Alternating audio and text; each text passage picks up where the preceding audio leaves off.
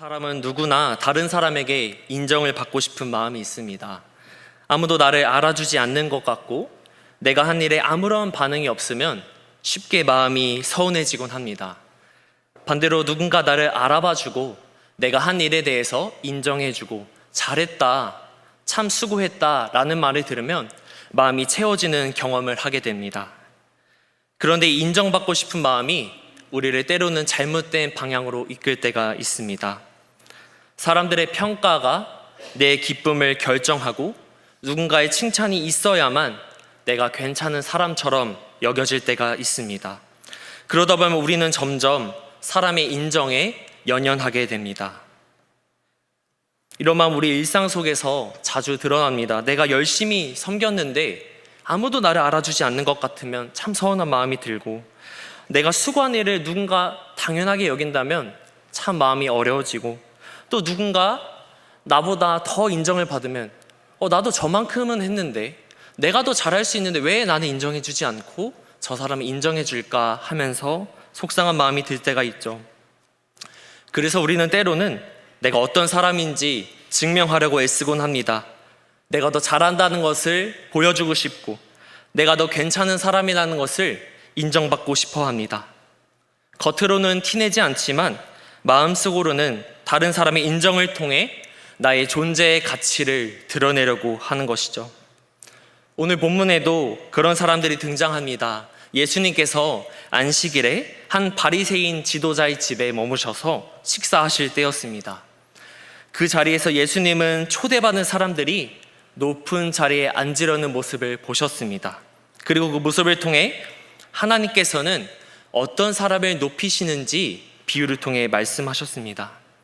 바라긴 오늘 말씀을 통해서 우리 안에 있는 인정받고 싶은 마음을 살펴보고 하나님께서 참으로 높이시는 사람은 누구인지 오늘 본문의 말씀을 통해 함께 살펴보기를 소망합니다. 오늘 우리가 함께 읽은 본문은 예수님께서 말씀하신 비유입니다. 누가복음 14장 7절은 예수님께서 이 비유를 말씀하신 이유를 말씀하십니다. 누가복음 14장 7절 말씀입니다. 정함을 받은 사람들이 높은 자리 택함을 보시고 그들에게 말씀하여 이르시되, 예수님은 식사 자리에 초대받은 사람들이 높은 자리에 택하는 것을 보셨습니다. 당시 잔치 자리에서 어디에 앉느냐는 단순한 자리의 문제가 아니라 이 사람이 높고 낮음을 결정하는 문제였습니다. 그래서 사람들은 높은 자리에 앉기를 원했습니다. 단순히 편한 자리에 앉고 싶었던 것이 아니라 사람들 앞에 내가 높은 자리에 앉고 있으니 나를 인정해주고 나는 명예가 높은 사람이라는 것을 드러내고 싶은 자리에 앉고 싶었던 것이죠. 그 모습을 보신 예수님께서는 누가복음 14장 8절과 9절에서 이렇게 말씀하십니다. 내가 누구에게나 혼인잔치의 청함을 받았을 때에 높은 자리에 앉지 말라. 그렇지 않으면 너보다 더 높은 사람이 청함을 받은 경우에 너와 그를 청한 자가 와서 너더러 이 사람에게 자리를 내주라 하리니 그때 내가 부끄러워 끝자리로 가게 되리라. 예수님께서는 높은 자리에 앉으려는 사람들을 향해 이렇게 말씀하십니다. 잔치에 초대를 받았을 때 처음부터 높은 자리에 앉지 말라는 것입니다. 너보다 더 높은 자가 왔을 때 자리를 비켜주시고 끝자리로 가십시오 하면은 사람들에게 부끄러움을 당하게 된다는 것입니다. 이어서 10절에서는 이렇게 예수님께서 말씀하셨습니다. 청함을 받았을 때 차라리 가서 끝자리에 앉으라.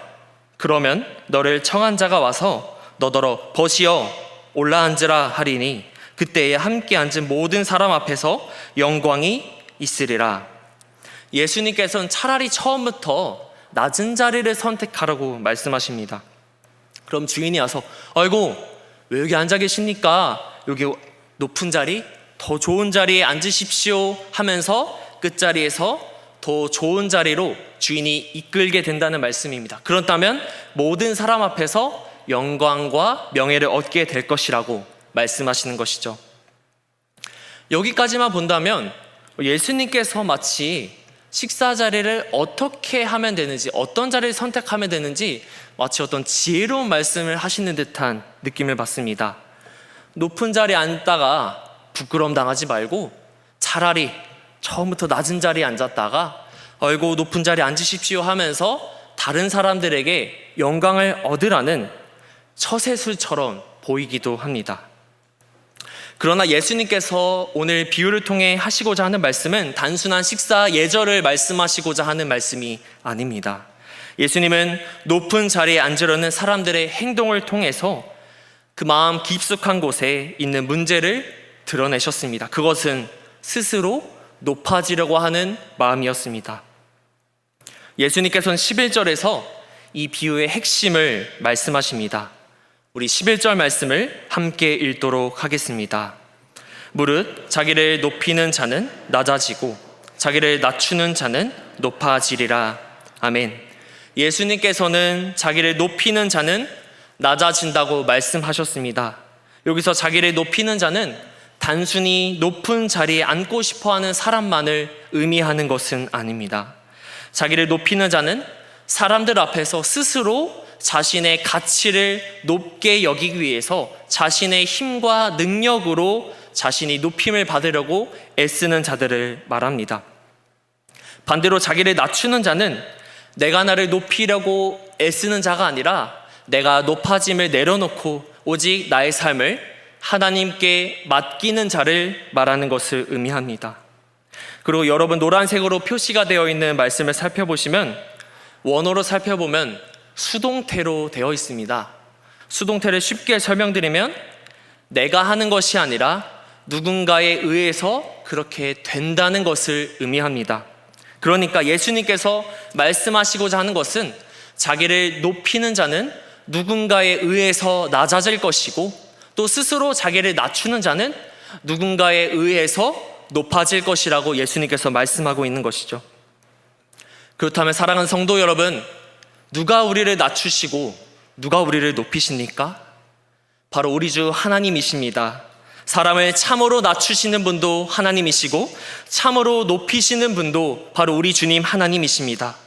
높은 자리에 앉고 있다고 해서 우리가 높아지는 것이 아니고 우리가 애써서 높은 자리를 명예를 얻는다고 해서 우리가 높아지는 것도 아닙니다. 하나님께서 보시고 하나님께서 판단하시고 하나님께서 낮추시기도 하시고 높이시기도 하신다는 것이죠. 예수님께서 어떻게든 더 높은 자리에 앉으려는 자들 향해서 이렇게 말씀하시는 이유는 바리새인들이 하나님께 자신을 맡기는 것이 아니라 자신의 힘과 능력과 다른 사람들의 인정을 통해서 높임받고자 하는 마음을 보셨기 때문에 오늘 말씀에서 비유로 말씀하고 계십니다. 그런데 예수님께서는 이 말씀을 초대받은 자들에게만 하시지 않으셨습니다. 우리가 살펴본 8절부터 10절까지는 초대받은 자들이 더 높은 자리에 앉으려고 할 때 예수님께서 비유로 말씀하셨다면 이어지는 12절부터는 초대를 한 사람에게 말씀하십니다. 우리 12절 말씀 보겠습니다. 우리 함께 읽도록 하겠습니다. 또 자기를 청한 자에게 이르시되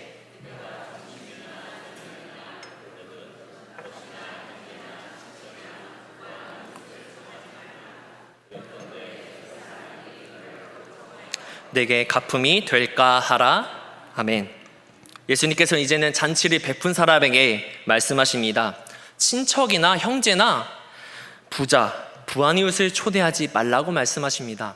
여기서 이렇게 말씀하신 이유는 정말로 친척, 가족을 초대하지 말라고 하시는 말씀이 아니라 어떤 마음으로 초대를 해야 하는지를 말씀하고 있는 것입니다. 당시 식사 자리에는 자신의 명예와 자신이 어떤 높고 낮은 자리에 있는지를 가장 잘 보여주는 위치였습니다. 내가 누군가와 함께 식사를 하고 있는지, 내가 어떤 사람을 초대할 수 있는지를 드러내는 그런 자리였습니다. 나는 이 사람도 초대할 수 있고 저 사람도 초대할 수 있으며 나는 저 사람이 초대한 자리에 내가 참여할 수 있다고 서로 자신의 명예를 드러내는 그러한 자리였습니다. 단순한 식사의 자리가 아닌 것이죠. 오늘날 누군가와 식사를 하는지 중요한 것은 비단 예수님의 시대바는 아닌 것 같습니다. 오늘날 우리에게도 동일하게 적용되는 듯합니다. 학교에서 따돌림을 당하는 아이들이 아직도 많이 있습니다. 요즘은 은따라는 단어를 아이들이 사용하는데요. 은근히 따돌림을 당한다 해서 은따라고 합니다. 이렇게 괴롭힘을 한다고 하더라고요. 야, 너 쟤랑 같이 밥 먹지 마. 너 쟤랑 밥 먹을 거면 나랑 이제 밥 못 먹어. 너 이제 우리 카톡방도 나가야 되고 너 이제 앞으로 우리랑 같이 못 다닐 거야. 실제로 제가 들은 이야기입니다. 제 아는 아이가 학교에서 당한 이야기입니다. 왕따를 당한 친구와 함께 밥을 먹어준 것이죠. 그런데 그 왕따를 당하는 아이들이 다른 무리는 너무 싫었던 것이죠. 그래서 혼자 밥 먹게 냅두라고, 너가 쟤랑 밥 먹으면 영영 우리랑 못 놀 것이라고 그렇게 괴롭힘을 한다는 것입니다. 그렇다면 이 아이가 싫어, 나는 얘랑 밥 먹을 거야. 너네가 뭔데 얘를 괴롭혀? 너네가 뭔데 내가 얘랑 밥 먹는다고 나까지 뭐라 하는 거야?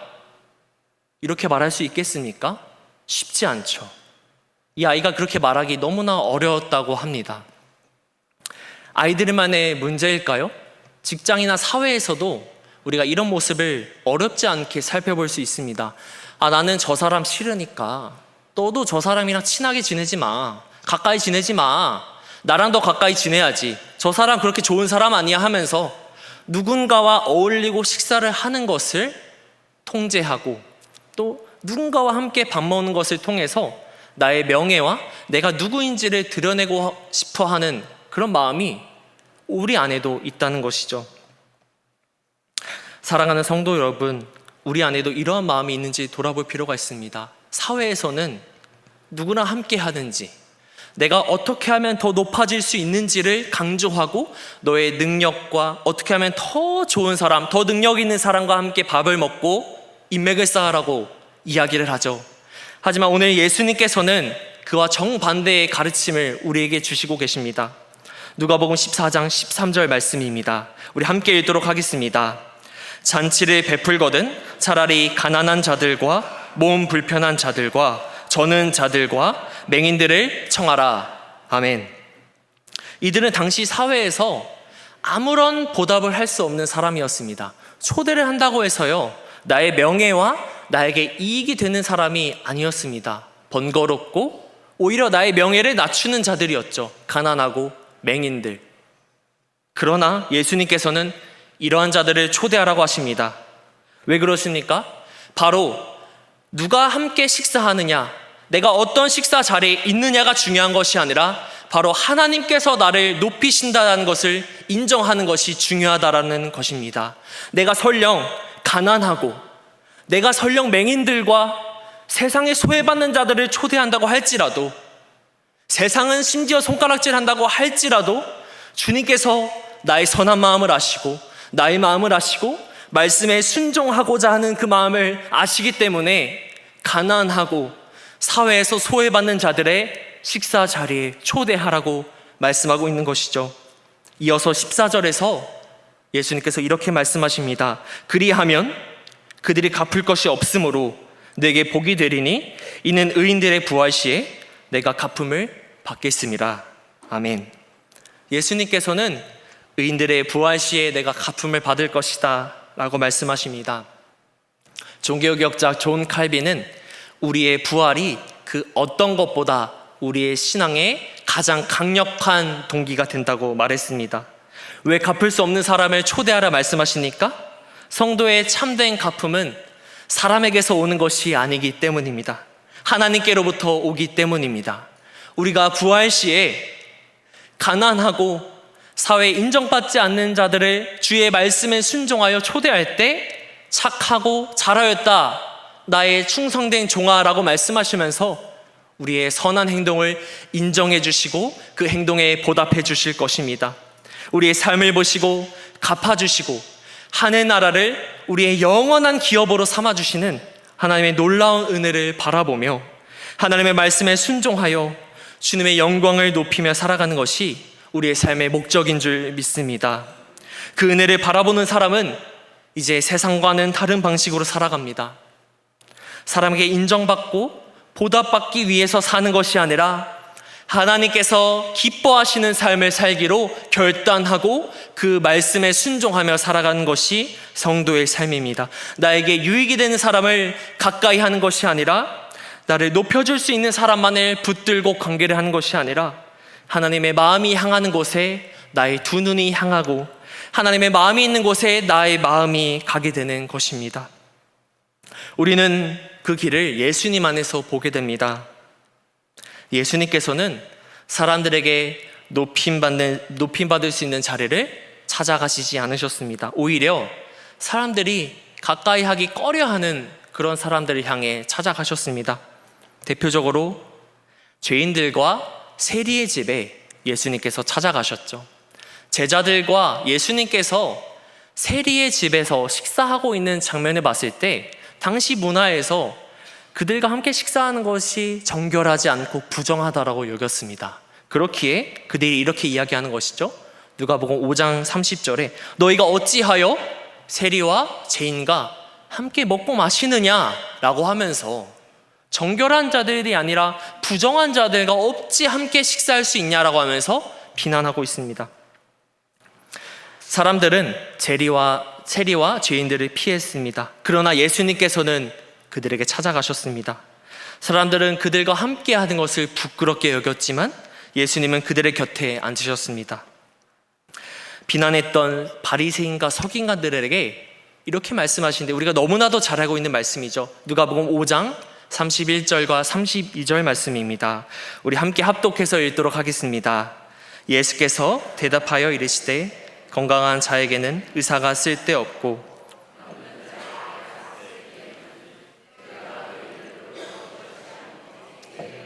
회개시키러 왔노라. 아멘. 예수님께서는 의인을 부르신 것이 아니라 죄인을 부르기 위해 오셨다고 말씀하십니다. 사랑하는 성도 여러분, 하나님께서는 당신의 영광을 위해서 그리고 그 영광을 나누시고 함께 하시기 위해서 이 세상을 창조하시고 사람과 우리를 만드시고 창조하셨습니다. 하나님께서는 그리고 어떤 자들을 당신의 백성으로 부르십니까? 어떠한 조건이나 신분이나 명예나 부나 어떤 신분에 있는 것으로 우리를 선택하지 않으셨습니다. 창조주의 수준에서 어찌 피조물인 인간이 하나님과 어울려 함께 할 수 있겠습니까? 주님은 그저 당신의 은혜로 그리스도 안에서 낮고 비천한 우리를 선택하시고 당신의 자녀로 삼아주셨습니다. 그저 우리는 값없는 은혜를 받은 자들이죠. 스스로 의로워질 수도 스스로 구원할 수도 없는 너무나도 연약한 자들이었습니다. 그런데 주님께서 우리를 외면하지 않으시고 우리에게 찾아오셨습니다. 우리와 함께 하셨고 심지어 우리를 섬기셨고 마침내 십자가에서 우리의 죄를 담당해 죽으셨습니다. 그렇다면 하나님 앞에서 참으로 높임받는 사람은 누구이겠습니까? 스스로 의롭다고 하면서 자신의 행위와 높은 자리에 앉으려고 하는 바리새인들이겠습니까? 아니면 사람들의 인정이 아니라 하나님의 긍휼만을 구하며 자신이 죄인임을 인정하며 하나님의 도우심을 간절히 구하는 그런 죄인과 세리이겠습니까? 예수님께서는 바로 죄인과 세리, 그러나 내가 내 힘으로 할 수 없다고 느끼는 그저 하나님 앞에 엎드리는 자들을 높이시고 당신의 자녀로 삼아주십니다. 누가복음 18장에서는 이러한 말씀을 예수님의 비유로 잘 볼 수 있습니다. 예수님께서는 바리새인과 세리의 기도를 통해서 하나님 앞에서 참으로 높임받는 사람이 누구인지를 보여주고 계십니다. 누가복음 18장 특히 9절에서 14절 말씀에서 바로 예수님의 비유가 등장하는데요.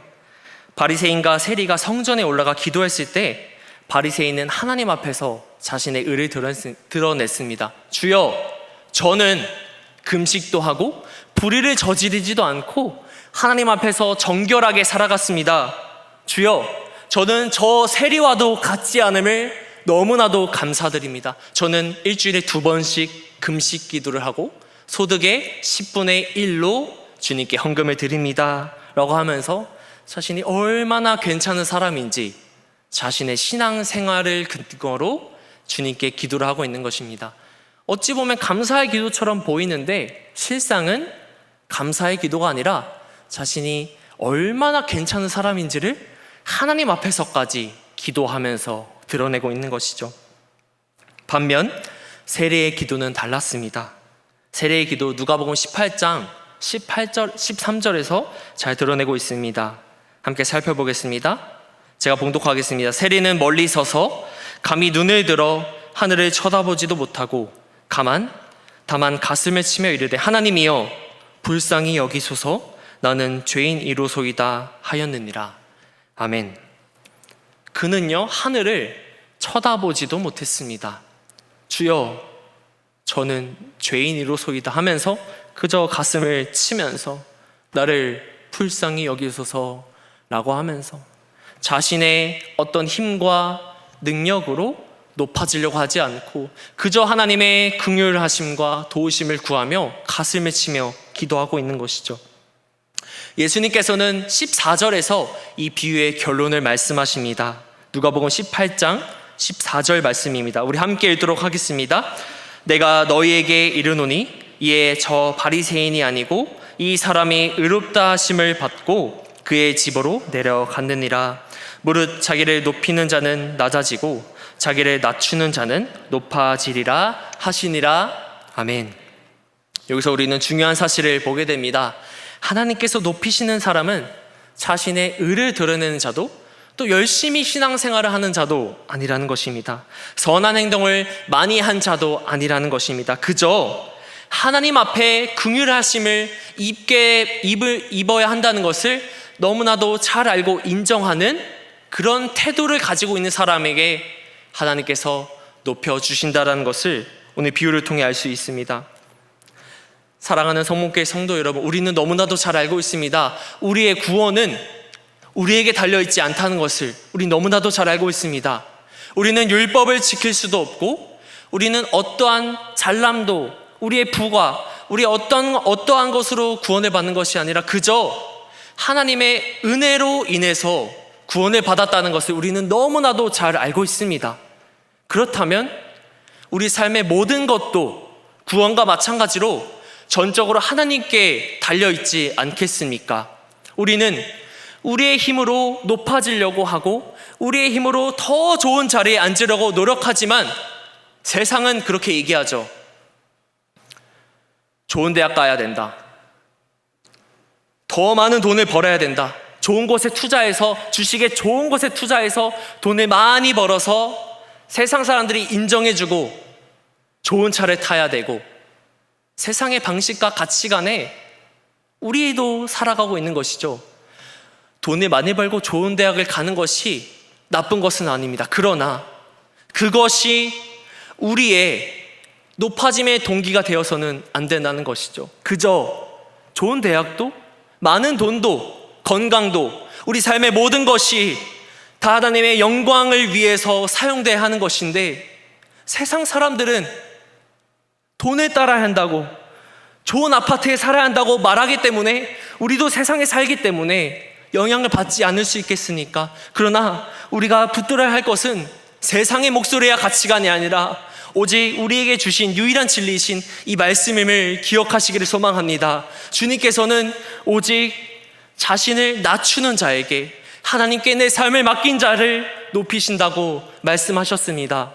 더욱이 이 세상에서 설령 인정받지 못한다고 할지라도 설령 좀 가난하고 설령 핍박을 받고 손가락질 당한다고 할지라도 주님이 나를 알아주시고 주님이 나를 자녀 삼아주시고 주님이 나를 하늘나라의 기업을 주시기 위해서 예수를 이 땅에 보내시고 우리의 죄를 용서하셨다는 것을 기억한다면 조금 손가락질 받고 조금 낮아진다 할지라도 그 놀라운 구원의 은혜로 인해서 만족할 수 있어야 합니다. 놀라운 복음의 은혜를 우리에게 허락하셨습니다. 그렇다면 우리가 붙들어야 할 것은 세상의 목소리와 가치관이 아니라 그저 나를 살리시기 위해 이 땅에 오시고 낮아지시고 또 낮아지신 아기의 몸으로 오신 예수 그리스도의 복음만을 붙들어야 할 줄 믿습니다.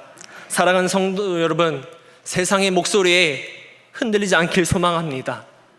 세상의 가치관은 너무나도 강력해서 오늘 말씀을 듣고 결단하고 기도한다고 할지라도 내일 세상에 살아갈 때 또 흔들리고 넘어질 때가 있습니다. 말씀을 전하는 저도 돈과 사람의 인정에서 자유하기 참 어렵다는 것을 느낍니다. 우리가 붙들어야 할 것은 그래서 기도와 말씀입니다. 또 낮아지기를 소망하는 이 시간 결단하는 밤이 되기를 소망합니다. 우리를 위해서 낮아지시고 죽기까지 순종하신 예수님의 은혜를 바라보길 소망합니다. 그래서 사랑하는 성도 여러분, 우리의 능력과 우리의 힘을 의지하지 않고 그저 나를 높이시기 위해 이 땅에 오신 주님의 은혜를 사모하길 소망합니다. 그리고 주님을 바라볼 때 주님께서 반드시 그것을 기억하시고 말씀에 순종하기로 발버둥치고 결단하는 우리들의 삶을 보면서 우리를 인정해 주실 줄 믿습니다. 또 우리를 위해서 영원한 하늘나라의 기업을 예비하셔서 우리의 거처를 예비하신 주님의 놀라운 은혜를 사모하길 소망합니다. 우리는 반드시 하늘나라에 가게 될 줄 믿습니다. 그래서 우리의 영원한 기업이신 하늘나라를 바라보고 이 땅에 썩어 없어질 돈과 명예를 바라보는 것이 아니라 영원히 우리 함께 하실 하나님과 하늘나라를 바라보는 우리 모두가 되기를 소망합니다. 그래서 세상에서 낮아진다 할지라도 주님, 내가 설령 낮아지고 내가 설령 손가락질 받는다 할지라도 주여 저는 괜찮습니다. 주님이 나를 알아주시고 주님이 나를 사랑해 주시기 때문에 괜찮습니다. 고백하는 우리 모두가 되기를 소망합니다.